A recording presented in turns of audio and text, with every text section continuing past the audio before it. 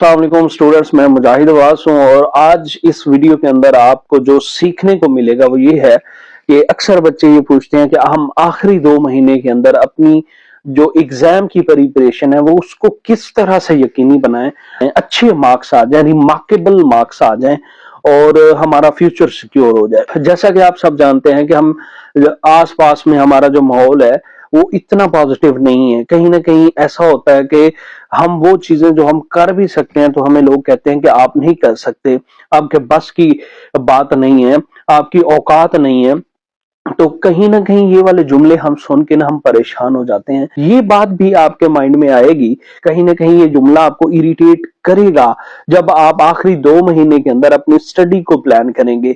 सबसे पहले तो माइंड में ये रखें कि 2 कैटेगरीज के स्टूडेंट्स होते हैं जो सेशन स्टार्ट होते हैं और अपनी पढ़ाई शुरू कर देते हैं, और जो दूसरे कैटेगरी होती है वो उन स्टूडेंट्स की होती है जो सिर्फ और सिर्फ आखिरी 2-3 महीने के अंदर कॉलेजेस स्कूल्स को ज्वाइन करते हैं और वो अपनी पढ़ाई करते हैं।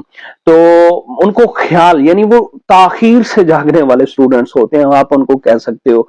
तो ऐसे स्टूडेंट्स क्या करें? अब वो पास तो होना चाहते हैं, उनके भी इरादे हैं, उनकी भी अब लास्ट टाइम समझ लो कि एक जाग हो जाती है कि हम भी यार अच्छे मार्क्स ले लें। तो ये याद रखें, जो पहली कैटेगरी है टॉपर्स ऑलवेज उन्हीं में से होती है, क्योंकि उन्होंने एक एक दिन को एंजॉय किया होता है, अपनी स्टडी को एंजॉय किया होता है, रेगुलरली उन्होंने पढ़ा होता है, क्लासेस ली होती हैं और बाद में घर पे भी उसको तैयार किया होता है।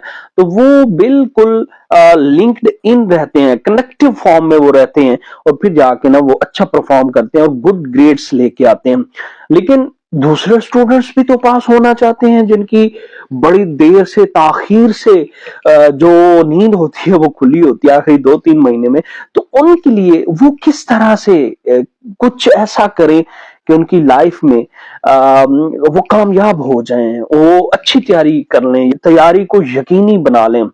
तो मैं समझता हूं सबसे पहली बात, आपके अंदर यकीन होना चाहिए कि आई कैन डू इट, मैं इसे कर सकता हूं, मैं ही इसे करूंगा, ये मैं लाजमी करूंगा, ये मुझसे हो जाएगा। ये वाला बिलीफ सिस्टम अपने अंदर पैदा करें और फिर तैयारी की तरफ जुट लगे, शुरू हो जाएं जनाब, और फिर पढ़ना शुरू करें। इंशाल्लाह एक वक्त आएगा जब आप अच्छे मार्क्स ले लेंगे।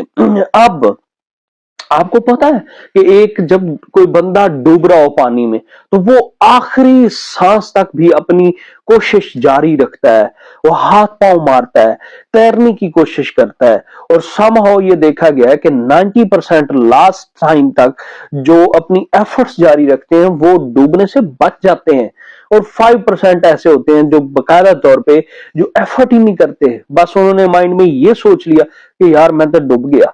तो जब ये वाली चीज होगी तो फिर आप डूब जाएंगे। हाँ, अगर आप यकीन को बहाल रखेंगे कि मैं कर सकता हूं, मैंने तैयारी करनी है, मुझसे गफलत हुई है, लेट हो गई है, मैं क्लासेस नहीं ले सका हूं, बहरहाल मैंने तैयारी करनी है और अच्छे मार्क्स लेने हैं, जब आप ये ईमान सेट कर लेंगे, अपना यकीन बना लेंगे, तो डेफिनेटली आप कामयाब हो सकते हैं। अब एक पहले नंबर पे आपने यकीन सेट करना है अपना कि मैं कर सकता हूं, और जो दूसरे नंबर पे चीज आएगी वो आपने टारगेट सेट करनी है। अब टारगेट कैसे?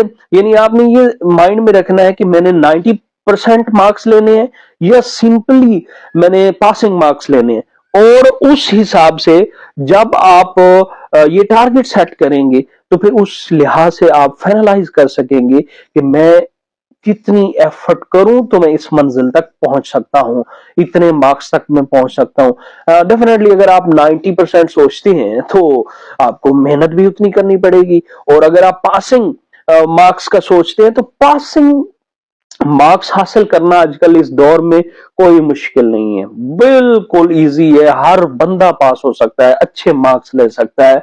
हर बोर्ड के इम्तिहान ऐसे होते हैं, पेपर्स ऐसे होते हैं कि आप आसानी से पास हो सकते हैं।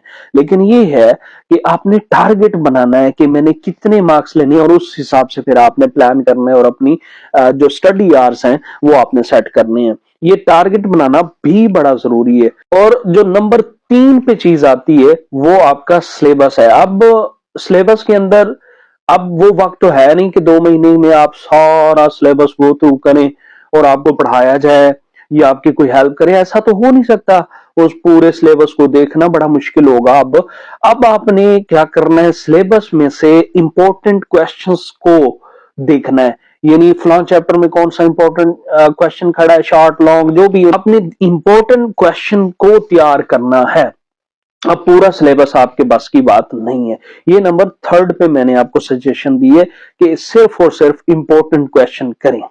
اچھا، امپورٹنٹ کوشچنس کہاں سے آپ کو آئیڈیا ہوگا؟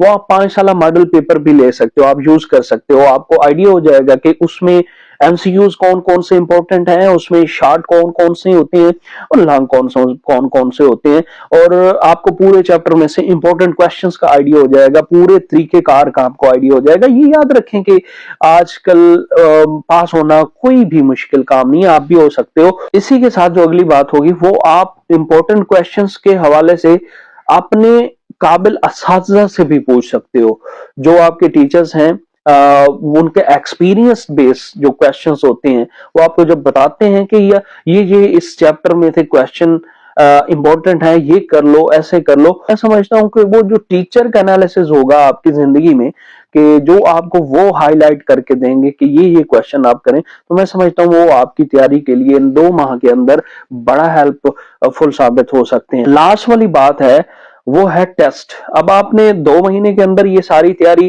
ماڈل پیپر دیکھ لیے، 5 سالہ پیپرز کو آپ نے چھان لیا، امپورٹنٹ کوشچنز آپ نے ٹیچر سے ڈسکس کر لیا، آپ نے یقینی کیفیت بنا لی کہ میں نے پاس ہونا ہے۔